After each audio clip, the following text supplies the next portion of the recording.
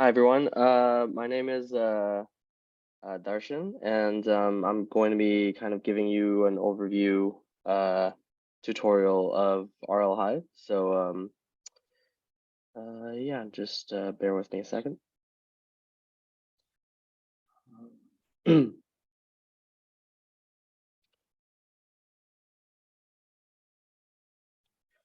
Okay.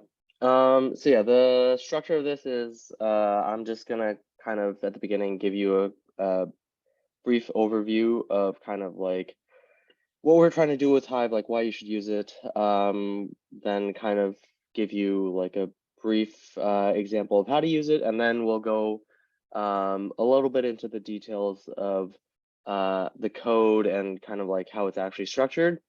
And yeah, throughout all this, if you have any questions, feel free to um, either ask them in the chat or like, just unmute yourself and ask if I don't see it in the chat. Yeah. Okay, cool. So yeah, yeah, RL Hive, it's a research framework that, or it's an RL research framework that we've been developing in our lab, in Sarath lab. And it's, a bunch of us in the lab have been working on this for about like a year and a half now.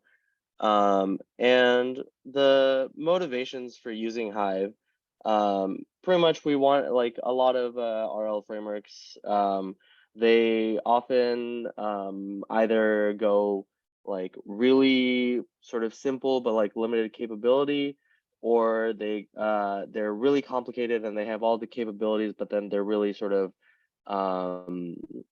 difficult to read and difficult to sort of add on to.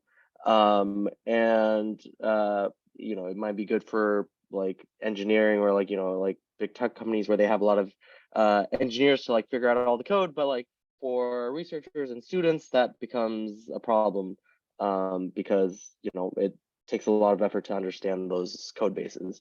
And so, yeah, we designed RL Hive to, one, be very sort of easy to install and use and like get started with immediately. And yeah, so also like we designed it for our own research purposes for like people doing research. So ideally it would be sort of easy to like understand and just like use for research. And yeah, we try to sort of keep like the basic API like very simple. Like for example, there's like a few main components, like there's like a runner, there's an environment, there's an agent. Those are all like common in the literature. But like, for example, with the agent, we only require two, oh, sorry. We only require like two actual functions, which is act and update, whereas which are like the main functionalities that you generally require from an agent.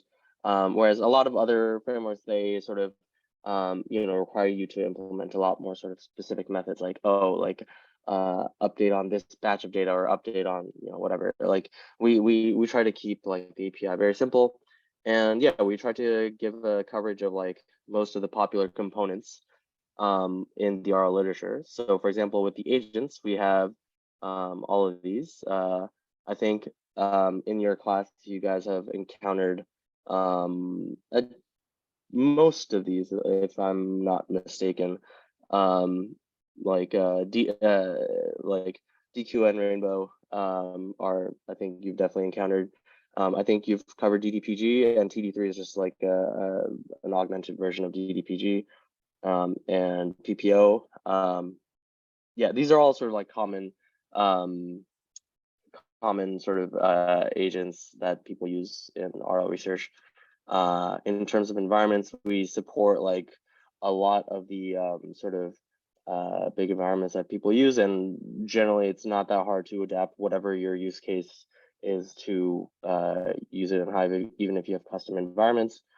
With another sort of common thing, component in RL research are replay buffers. And so we sort of support, like efficient sort of circular, efficient like replay buffers, and also like prioritize replay buffers. And they're sort of like we try to make them memory efficient, so you don't have to like you can sort of like have large buffer sizes and things like that.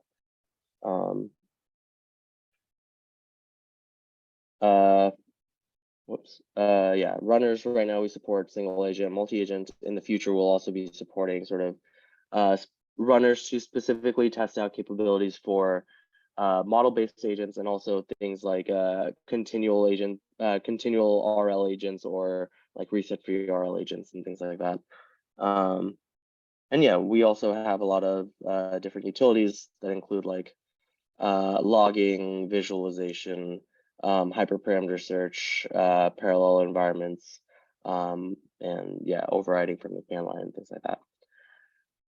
Anyway, so that's just like a very quick overview of all the things that we currently have, or like sort of almost done developing in the framework.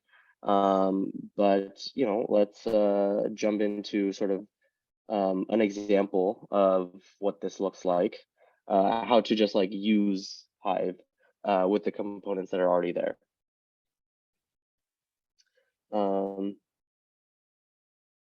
Okay, so first, like I guess we have to install some things. So like I think these similar things will be in your like your next Hive assignment. So this is kind of like a speed run through what like you might have to do, or like your assignment might look like, with but like without the analysis portion that you guys will have to do. So yeah, so first is just installing all the dependencies. Right now, because Hive is in active development, we've created a specific branch for you guys in your class, and it's the RL class branch. So make sure that when you're for your class, when you're developing code, you should install from this branch, so that you don't like any changes we make won't affect you. But yeah, generally, if you want like the sort of latest changes, you would install from the dev branch, and Hive is in active development, so you'll get a lot of new features if you do that. But yeah, okay.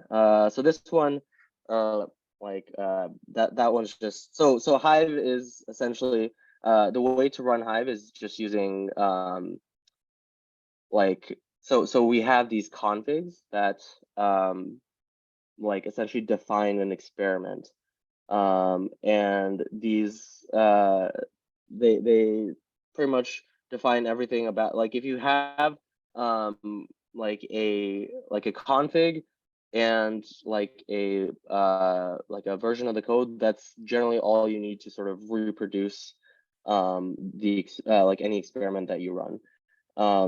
And so this would have things like like general sort of like training loop structure, like how long to train, what the sort of like what environment you're running, any sort of like agent parameters, like how you'd we'll go more in depth into this later, but this is sort of like how these are all the sort of like agent parameters and such, and also any sort of like logging, like it defines like all the loggers and all the stuff that you need as well. So all this sort of like it's sort of like a single source of truth that you'd want, that is used to like run the experiment. So now, if you want to what's the fastest way of sort of like running an experiment? So if you have like a config ready, then you can just do something like this, so Hive single agent loop, this is like a command that is defined within like it's sort of like a command defined by Hive. And so like when you run it and you just pass this config, which is like here, it just runs the experiment, and so right now we have both WAN-DB logging on and like chomp logging, which is a it's a file system based logging that we have in Hive. And so if you go to the WAN-DB that is created, you could see all these metrics that are logged, such as like the reward and the length and all that sort of stuff. But you can also just use the the file system, like all these metrics are also logged to the file system over here. So like this is the chomp logger was the first logger. So if you go down into the logger and logger 0, the log data is like written here. And then we, like if you want to visualize that, for example, to do that, all you have to do is we provide some visualization code that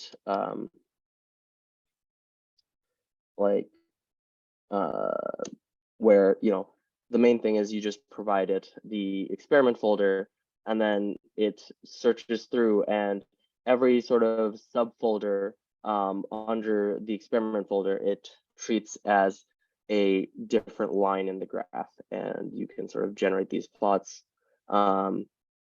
You have your sort of like the key that's used for the x-axis, the key that's used for the y-axis, y label, x label, and there's a bunch of customizations that you could do in this visualization.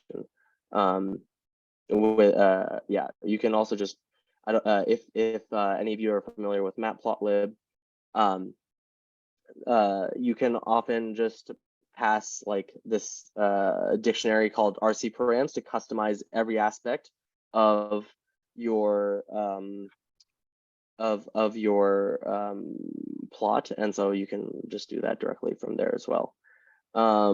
So that's all well and good, but like say like I wanted to run, so like I ran like one sort of experiment here, but say I wanted to try something else, like I wanted to change some aspect, like I wanted to say like what would happen if I tried to run this with a like a larger learning rate, like would my agent learn faster or something.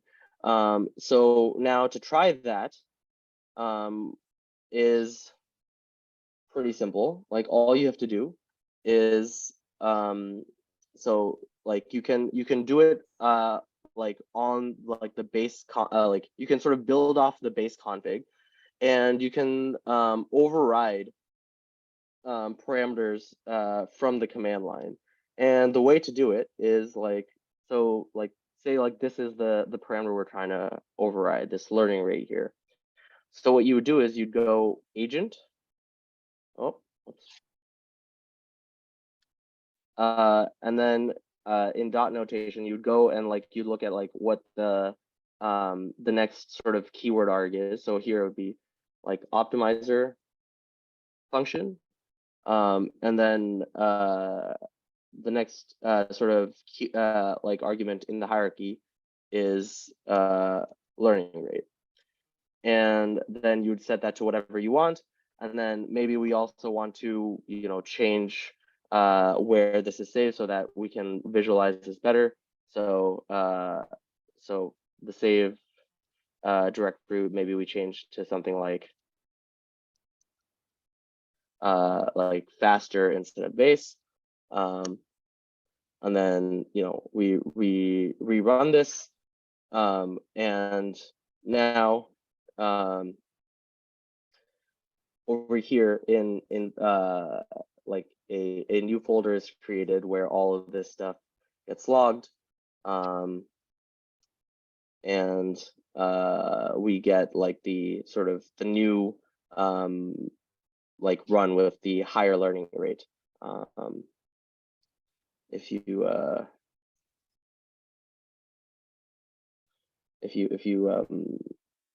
like, yeah, so like in the config here, the learning rate is 0.01 instead of 0.001, which was the default in the config. And now all this is, it's in this sort of file system here. The modified config is saved in the folder, so like you can still use like the config that's get logged to the file system is the sort of one source of truth that you can use to recreate your experiment. Like if you see here, the learning rate is different, and then you can, when you try to visualize this, so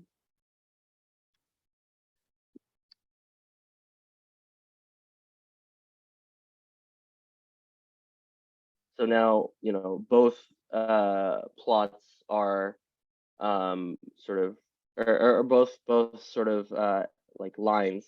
So, the one, yeah, like one below the experiments folder that you pass, they're both passed as like different lines, or they're both sort of like different sort of lines in this plot. And yeah, so you can use this to create your plots as well. If you have like right now there's only one seed in here, but if you, or like one run under each of these, but if you run multiple seeds, and like each of those, like Gym DQN right now is one run, but if you ran another thing and you gave it another run name here, this visualization would also do all the aggregation and all that stuff for you. So yeah, that was kind of like a very, very like extremely quick sort of overview on like how to use Hive. And I think this is mostly what all of you will be sort of doing in your assignments. It's mostly something like similar to this, but yeah, like so far, I guess, are there any questions?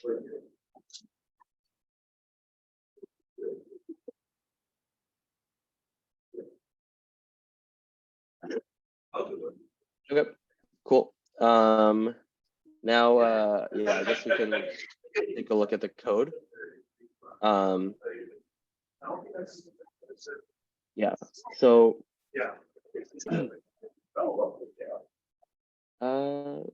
there's somebody.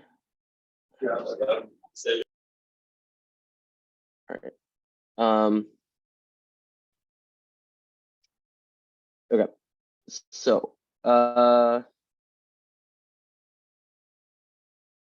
So yeah, let's like if there are no other, if there's no questions right now, then like we can sort of dive into some of the code, and yeah, like I can show you guys some of the what it looks like, and sort of like also like how it corresponds to some of the other stuff that we saw over here. So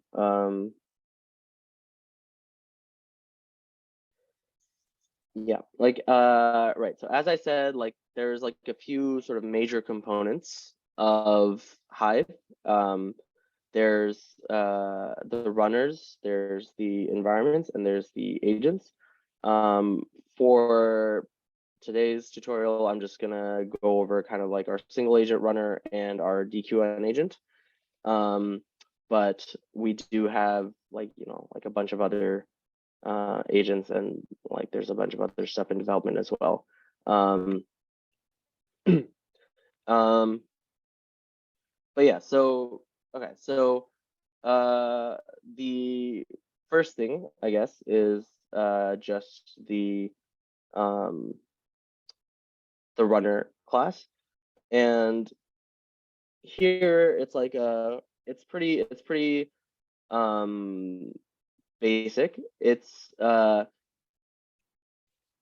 there's just a few sort of like methods that need to be implemented for each sort of runner. So we have a single agent runner and a multi-agent runner. But like, so the main sort of function is this like run training function. And this run training function just runs this like loop until this until pretty much you're supposed to end training. The signal for ending training comes from this train schedule that we define here. And so all of these, so a lot of the sort of like time-based logic, or like if it's like if we want to sort of like for example, this switch schedule, what it does is it returns true for the first train steps, and then it always returns false. So it like switches from true to false after like train steps. A constant schedule always returns true. Periodic schedule returns true every test frequency steps. So a lot of these sort of like logic of like controlling the like flow of experiments is just sort of abstracted away in these schedules, so that like you in the actual loops and stuff, like the user doesn't have to like implement the specific sort of schedule. And so here like until like while the train schedule is still active, the pretty much you run a training episode, and you log the metrics, and then if it's time to run testing, then you run testing. Yeah, it's like very simple. For testing, it's also like, if for the number of test episodes that you're supposed to run. So first you switch to sort of test mode.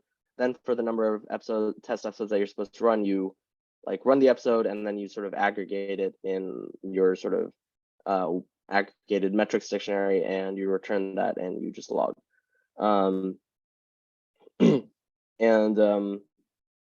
yeah, so like the basic training loop is like very simple, and the sort of specific logic is implemented for each sort of specific runner. This is like the base runner class. Each sort of like specific runner, like a single agent runner, would implement these methods themselves. So yeah, this just updates a bunch of schedules that all runners would need to update. But yeah, so for example, for the single agent runner, to run an episode, they create this episode metrics dictionary, and this episode metrics dictionary just it just creates a reward and an episode length field for each of the agents, so that you can it just creates a dictionary to keep track of like these different values. And so yeah, so you create this dictionary, you reset the environment, and you run the run one step until the environment sends a done signal, or you run into like the max steps that you're supposed to run for an episode. And then for the run one step, you first you just construct the observation. So oftentimes you need to like you want to like stack several observations that you've seen in the past. So we have this sort of transition info object to keep track of like previous observations that have been seen by the agent in this episode, and then it stacks however many you want to stack for this experiment. It stacks those together, and the agent then acts on this observation, and yeah, then you step with that action, and then you update the agent. It's pretty, I think, like basic stuff, but it's like by sort of the main thing is like, yeah, by like sort of like having this sort of just update call where we don't expect anything of the agent API other than just like, oh, we will pass it a dictionary that contains all the information it needs to update itself. It allows the framework to be a lot more flexible, and yeah, for you to sort of like, you can pretty much throw whatever you want into this dictionary. And yeah.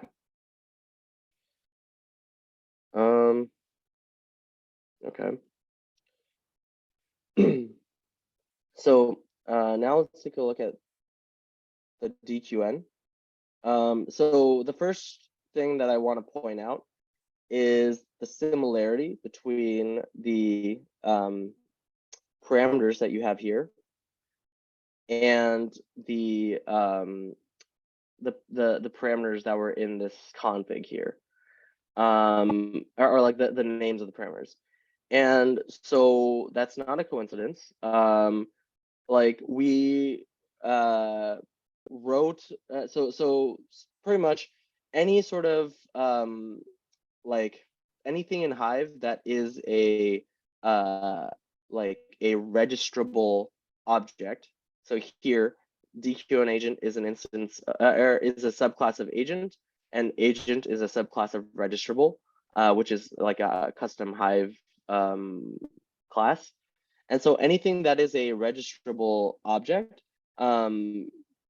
you can pretty much configure them like directly from the config or from the command line for free. Like you can just like directly sort of create or you can sort of directly sort of edit any sort of like the values, or if it's like a complex object, like the parameters used to create that thing, like without having to do any sort of like yeah, like you could do it from the config. So here, for example, like if I want like the stack size is or sorry, like the representation network, right? So like this is like the network used to that like the DQN uses to create or to like compute the Q values. And so it's a two-layer network that has 256 units each, and then like this DQ like we add a third layer to compute the final Q values here. But like, you know, instead of like sort of having to like, you know, have another function where you sort of create this representation net and then pass it to the DQN agent, you can just directly configure it from this config file or from the command line. I guess, did that part make sense? That was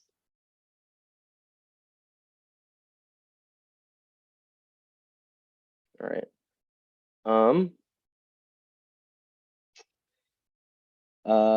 Okay. So yeah. The other thing that is kind of cool, but also a little bit different about all of these things is that they're not actually full sort of objects. Like they're not instantiated versions of the objects yet. They're just functions that have the parameter set. So what do I mean by that? So for example, replay buffer here, right? Like this parameter for replay buffer, it's not a it's not like the actual replay buffer object. It is a function which like it is a function that will return a replay buffer. So it could be like the class constructor, or it could be like any sort of like callable thing. And the reason we did that is because, you know, you essentially get to do like lazy initialization. So what does that mean? Like, so for the replay buffer, there's like a few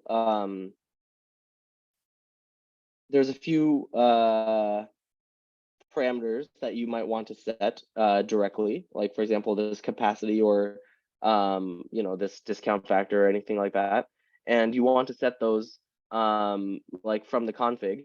But then there's a few things that you might not have access to until you sort of are actually running the code, right? So like, for example, the observation shape and the observation data type, those you only get once you sort of like start the run and you create the environment and you get like whatever specification from the environment. You can do it before, but then that requires a lot of lookup and a lot of like extra configuration, and like it becomes like a hassle. Like you have to like figure out like, oh, what does this environment, like what type of like observation does it return? Like you have to like figure that out yourself. But the thing is, like you will eventually have access to that information for free. It's not at configuration time. So by making these sort of functions instead of the actual objects, we kind of get the best of both worlds, where we can configure like parameters that we want to configure, and also like the other stuff that we won't have access to until runtime, we can pass those at that time as well. So yeah, so like that's it essentially allows you to be a lot more sort of like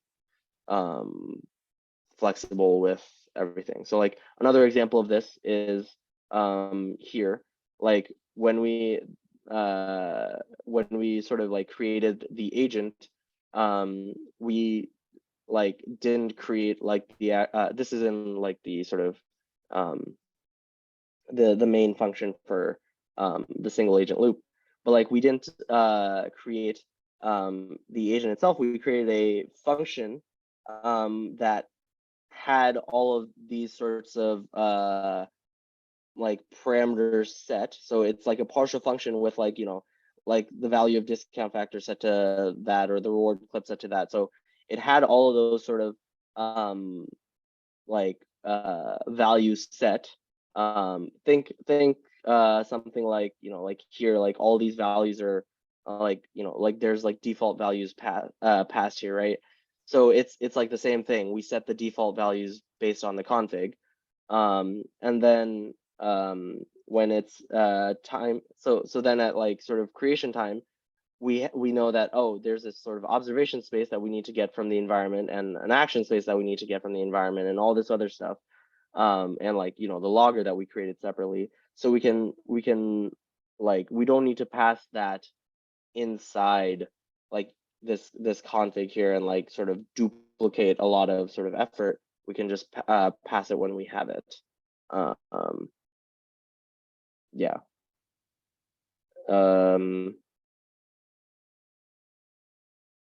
Yeah, that was also kind of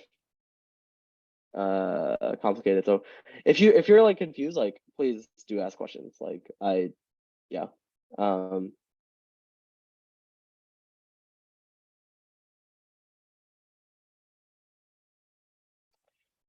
right. Well, looks like this class is full of extreme geniuses. Anyway, yeah. So okay. So this is our DQN agent. So I think you guys have covered DQN quite in depth, so I'll just kind of go over kind of like how we've implemented it. So first is like, yeah, like all of these sorts of like basic just like hyperparameters needed for the agent. So the first thing, so we create the state size. So the state size is like based on what sort of state the agent should expect going in. So for example, like if you're stacking like several frames, right, then like the state size becomes different. It depends on like you have to multiply the like if you're stacking, say, like 4 frames, which is the common thing in like Atari, like when you're training DQ on an Atari, then you need to sort of multiply the stack size by the observation, or like you're stacking 4 frames, so that changes the observation shape. And then you use that to like create your representation net. So here, this representation net, right? Like we pass it like what the input it should expect is, and this representation net is configured here, right? And so we have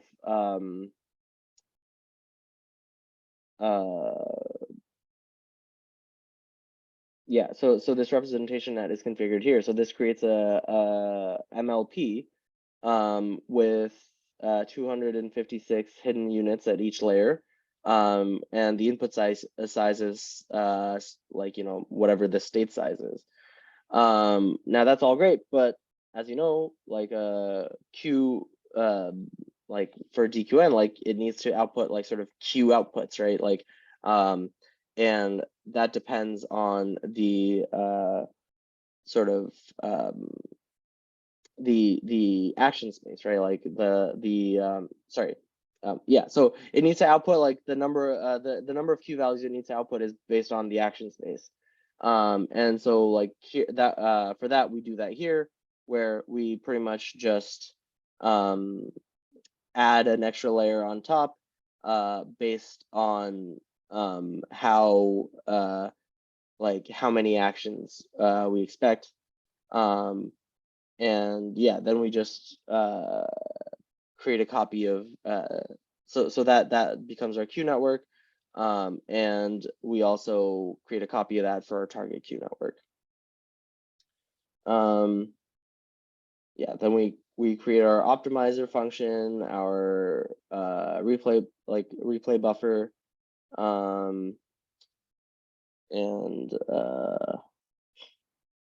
yeah, these are all just sort of schedules that sort of control the flow of logic. So for example, update period schedule controls like how often like you update your agent. So sometimes in some environments you don't want to update the agent every time it gets some info. You want to update, say, like once every like 4 times the agent gets some information. The target net update is like how often you want to update your target net. Epsilon schedule is just, you know, like a schedule for like assuming like an epsilon greedy exploration policy, like schedule for the epsilon. And then this is just like sometimes you want to fill your replay buffer with some examples with like random actions before you start learning. So this is just like, oh, when do you actually start learning? So yeah, so like if you like go here, so like as I said, the two main functions that you need are like act and update. So for act, like if we're training and so if we're still in the sort of period where we want to fill the buffer with random with observations from random actions, then we set our epsilon to 1, so that guarantees a random action. Otherwise, we get the epsilon from our epsilon schedule, and then we, with our observation, we get the Q values, and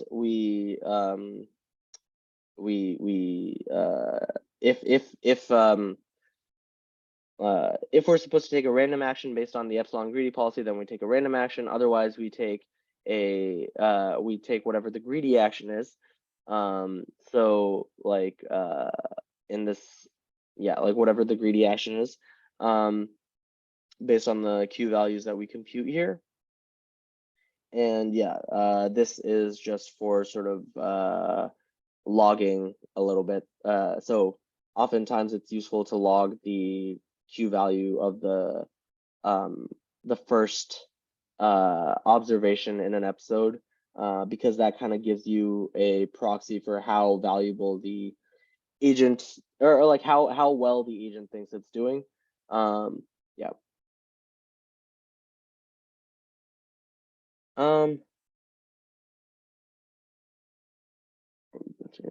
So there's a question: are we going to interact with code for assignment 4, or just kind of stay high level with the config files? I think you're probably just going to stay high level. Yeah, this is just if you're sort of interested in sort of lower level stuff, and like kind of how the DQN agent itself is implemented.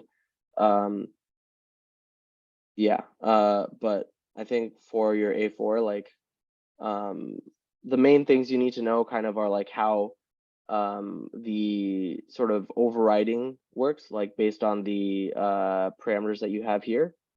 So like being able to sort of like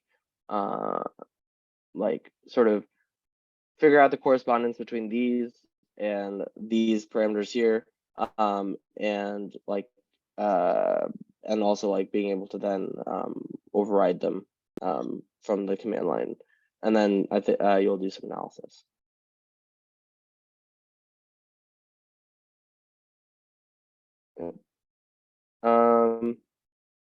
Yeah, I mean, so yeah, so that's the act.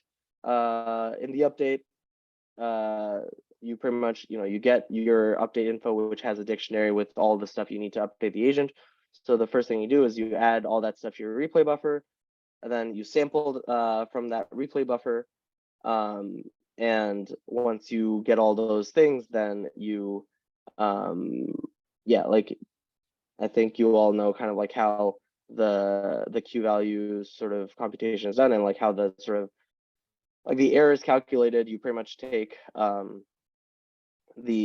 your targets are based on like, you take the reward and you take the discounted like value of like your next state, and that's your Q targets, and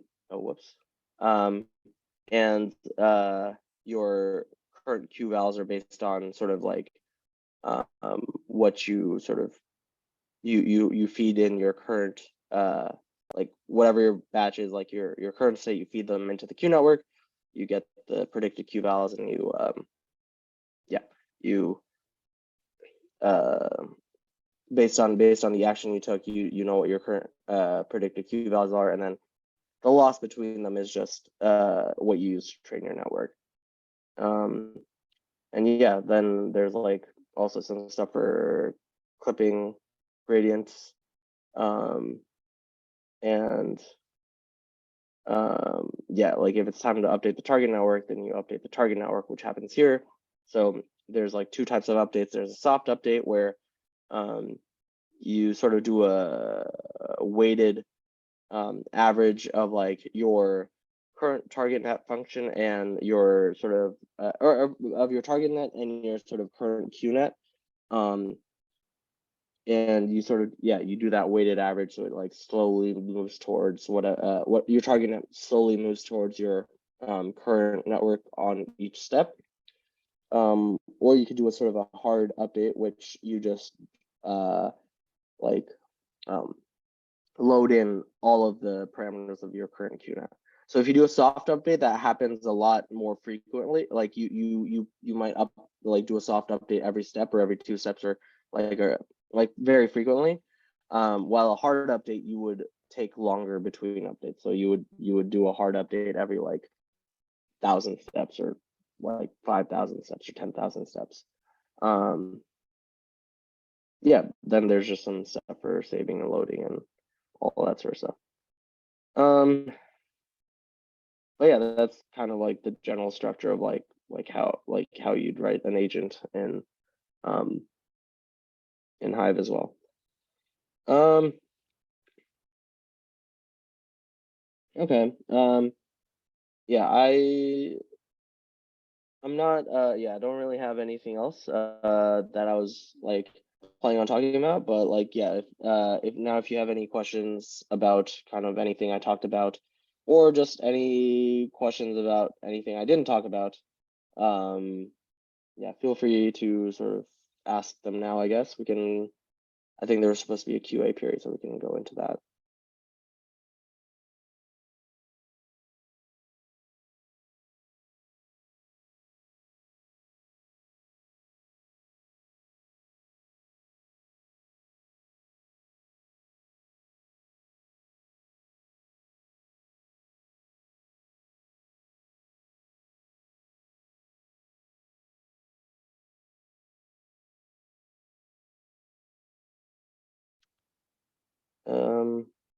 Okay. Yeah, if you guys come up with any questions about Hive, or like, you know, you guys want to, like, I think if you guys want to end up contributing, which I think you might, I think you guys will have the sort of technical know-how to probably start contributing at the end of this class. You can go to like the repo. We have a contributing guide, so you can do that. And yeah, like if for your research projects you could try using Hive, let us know how it goes. And yeah, otherwise, if you have any questions while using Hive, feel free to reach out to me, or I think Hadi is one of your TAs. He's also like a big contributor of Hive, so you can ask him as well. Yeah, thanks for listening. If there's no other questions, then I think we can just end here.